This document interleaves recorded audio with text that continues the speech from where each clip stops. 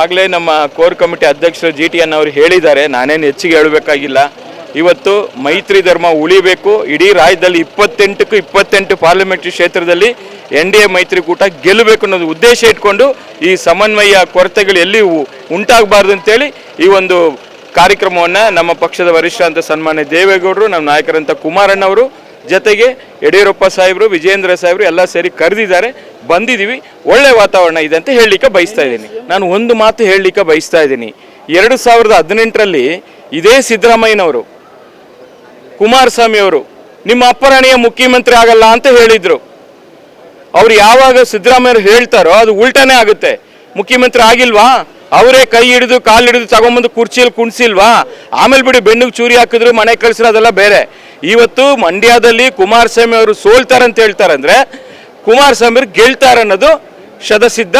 ಅದು ಯಾವತ್ತೂ ಕೂಡ ಅವರು ನೆಗೆಟಿವ್ ಮಾತಾಡೋದು, ಅದು ಪಾಸಿಟಿವ್ ಆಗುತ್ತೆ. ಅಲ್ಲ, ದೇವೇಗೌಡರ ಬಗ್ಗೆ ಇಡೀ ದೇಶಕ್ಕೆ ಗೊತ್ತಿದೆ.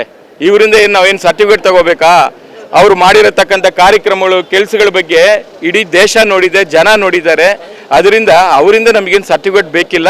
ಇದನ್ನು ನಾನು ಹೇಳಲಿಕ್ಕೆ ಬಯಸ್ತಾ ಇದ್ದೀನಿ. ಇಲ್ಲ, ಸಣ್ಣ ಪುಟ್ಟ ಬೇರೆ ಬೇರೆ ಜಿಲ್ಲೆಗಳಲ್ಲಿ ಇರತಕ್ಕಂಥದ್ದು ಅದು ಎಲ್ಲವನ್ನು ಕೂಡ ಸರಿಪಡಿಸ್ಕೊಂಡು ಇವತ್ತು ಒಳ್ಳೆ ರೀತಿಯಲ್ಲಿ ಹೋಗುವಂಥ ಒಂದು ಉತ್ತಮವಾದಂಥ ವ್ಯವಸ್ಥೆ ಆಗ್ತಾ ಇದೆ.